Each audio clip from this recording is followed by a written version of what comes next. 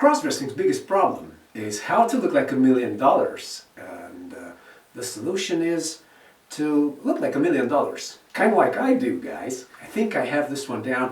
I think I have it solved. Just check it out. Whew. How do you like my new outfit? Do I look like $1,000,000 in it or what?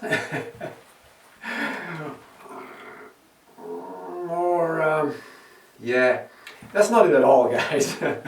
In all honesty, yeah, don't even try to look like me, because I absolutely don't have this thing down. So I suck at this thing, quite frankly. If you want to be successful and a good crossdresser, you don't have to be like me at all. As a matter of fact, statistically speaking, I think you'd be much better off steering clear of how I look and what I do, because apparently you can be much more successful and much better crossdresser than me, even if you're 60 plus, you're out of shape, and you don't have an extensive wardrobe, because yeah, it is absolutely possible. As a matter of fact, it is highly likely. For me, crossdressing's biggest problem is that I suck at it. For everybody else, here's the list. Alright, let's get down to it. Number 1, passing.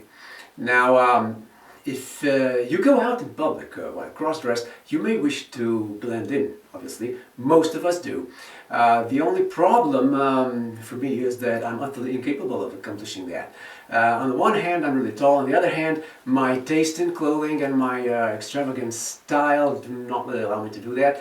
Although I will give it a shot, and I will attempt to accomplish the deed by putting together an outfit that is sort of, you know, what women usually would wear out in the street, and, you know, giving it a shot in one of my future videos. So stick around if you're interested, and yeah, by all means do hit that subscribe button right now. Anyway, back to passing. Like, the fear of every crossdresser is that if you don't pass, you expose yourself to ridicule, to lewd comments perhaps, or maybe even physical violence. So you do actually want to pass. The solution to this problem is to study, to watch makeup tutorials, to study makeup, experiment with it, get it right. Do not do overly theatric or overly dramatic makeup, kind of like I'm wearing right now, because this won't really allow you to blend in. Do padding, wear forms, breast forms. I do wear breast forms, but I never really do wear padding because I like to showcase my actual body, and I kind of like to enjoy my body. I don't want to be like 100% fake. And if, you know, the breasts and the forms, they do need to be there. Find some kind of clothing that allows you to blend in, that may not be as extravagant or as hyper-feminine as what you want to accomplish, but if you want to blend in and if you want to pass out in the street, then you do have to wear what the crowds wear, basically. Number 2, family and spouse acceptance. Now, this one's a sensitive one for most crossdressers. If you do have family or a spouse who doesn't know about your crossdressing and you want them to know about it, you know, coming out to them can be extremely difficult. One of the most difficult things you can ever do as a crossdresser. Basically, if things don't go right in this sense, then your family might feel, your spouse might feel betrayed, and they might feel like they're losing all control in the relationship, which you absolutely do not want to do it. The solutions. Well, I personally do not have this problem because I don't have a spouse, and yeah, some people in my family, they do know about my crossdressing. Some people know about it all the way. Others know some of it, and still others don't know anything about it. You know, on a need-to-know basis, basically, that's how I treat this whole thing. So, but if you do want to come out to your spouse, then you're better off doing it in stages, and you know, taking it one step at a time, setting clear boundaries. Like, for instance, you can make it clear to the other people that your relatives or to whomever you want to come out to, that you're only going to cross-dress at home, or that you're only going to go out once a week cross-dress or something like that. And yeah, at the end of the day, if all things fail, then couples therapy is definitely an option, and I definitely do advise you to seek specialist help. Number 3. If you guys have noticed, I lost one of my nails. It's probably inside my bathing suit somewhere, as I was adjusting my forms here, and that's when I lost it, and I never really found it, so it's got to be in there somewhere. Well, anyway, I'll find it later. So, back to the video. Number 3 is facial and body hair issues. Now, most crossdressers do have these problems, and they are indeed, having a 5 o'clock shadow that you can actually see through your makeup, and having nasty, unsightly body hair that doesn't like to wear tights is can be a bummer. So, yeah, to say the least. So, yeah, I personally. The solution to this problem I can actually tell you, because I used to have this problem to some degree back in the days, but I no longer do, because I took care of it. I took Philips Lumea. By the way, this is not a paid advertisement. I just bought the device with my own money and I used it, and as specified, and I lost all my body hair thanks to it, and my facial hair as well. So guys, right now I don't have any body hair or any facial hair, so I'm at a point in my crossdressing journey where these are no longer issues for me. But if they are for you, then I recommend that you go the way of IPL, so intense pulse light therapy, sort of hair removal. That is sort of kind of like laser, but I have to give you a word of caution here. If you don't have dark hair on light skin, this thing's not going to work. It might work to some degree, but it won't work well. So the best, for the best results, you need to have really dark body hair on whitish, as light skin as possible. If you have dark skin, then this thing is not an option for you. But there's still waxing, shaving, of course, which is only but a temporary issue, a temporary solution to this problem. And yeah, you can consult with a specialist to find out what other options you might have. Also, don't be afraid to try out that orange kind of makeup, which is specifically designed, I think, to cover up 5 o'clock shadows for drag queens and crossdressers. Give that thing a try. Number 4, finding clothes and shoes that fit. Yeah, as it can be a bummer for a crossdresser to want to wear a bunch of super feminine, awesome and great-looking clothes, but not be able to find them in the right size. Now, what is the solution to this issue? I personally, despite being really tall, 6'1", I'm 6'1", with no heels on, despite that fact, my feet are pretty small, so most larger women's sizes fit me just fine. And the same goes for clothes, because I'm skinny, as you can tell. And yeah, so for me it's not such a huge issue. But if it is for you, don't despair, because there are specialized shops out there that cater to larger sized women and perhaps even crossdressers.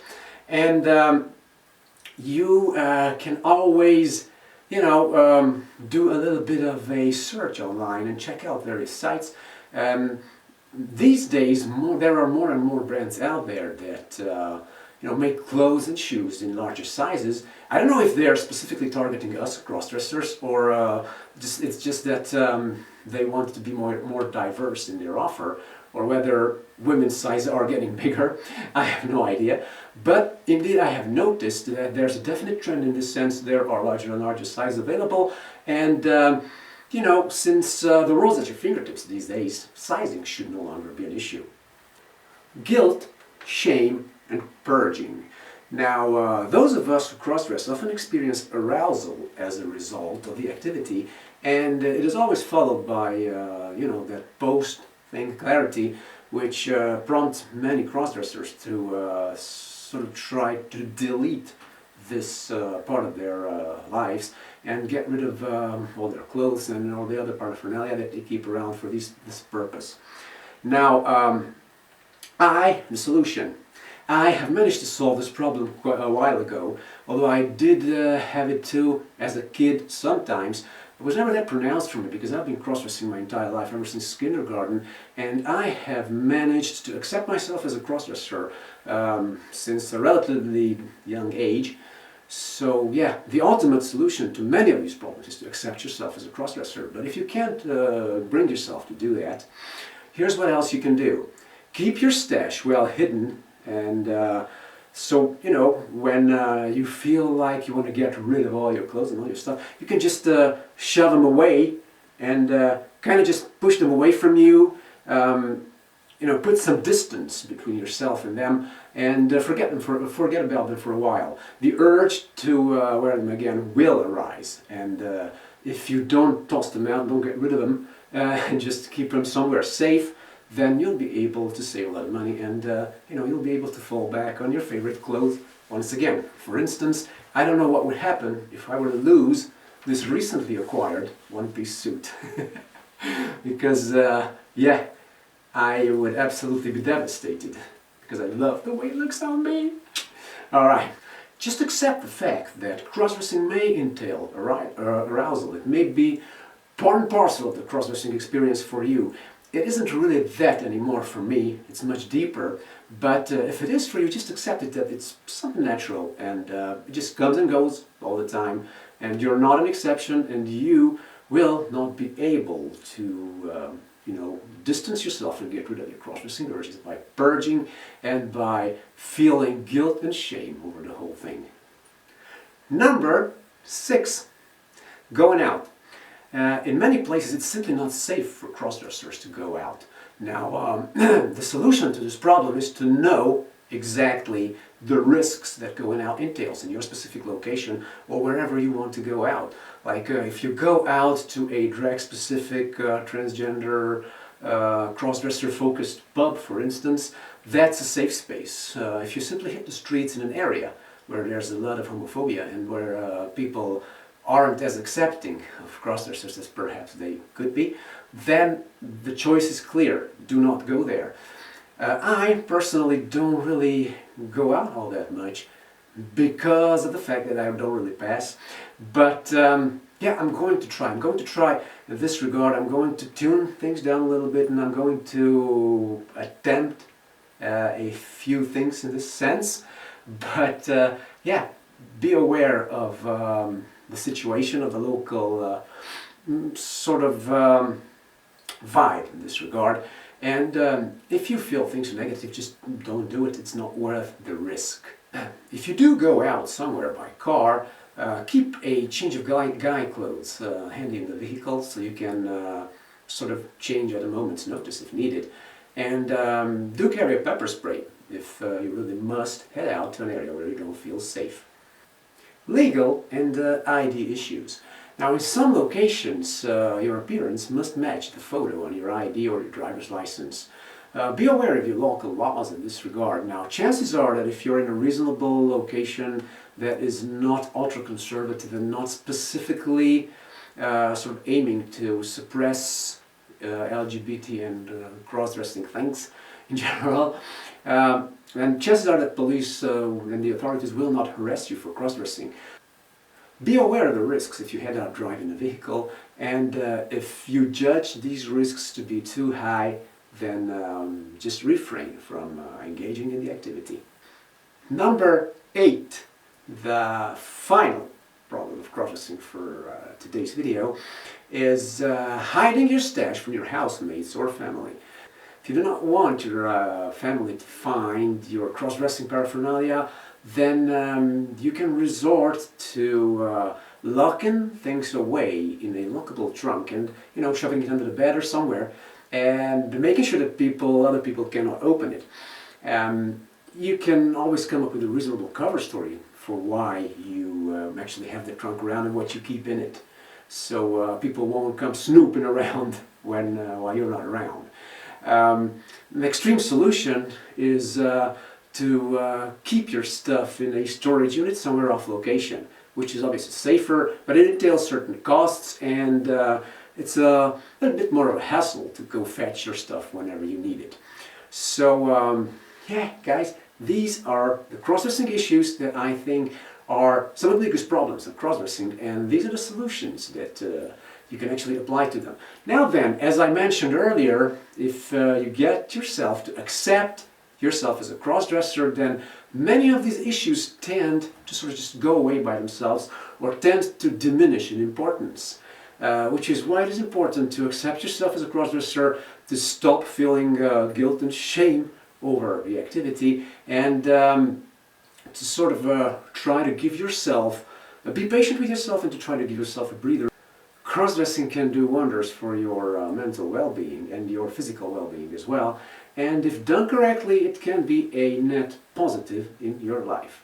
Well, that's pretty much it for today's video, guys. Do let me know in the comments what you think of these pointers, and whether or not you have any other problems that you think plague your cross-dressing, and what your solutions to them you think there may be. That is it for today, guys. Please do check out my other videos here. Subscribe to my channel, ring that bell so you get notified, and do hype my video if you like it. And check me out on the forms of social media as well. I'm on TikTok, Facebook, you name it, I'm there. See you around. Bye-bye. Hasta luego.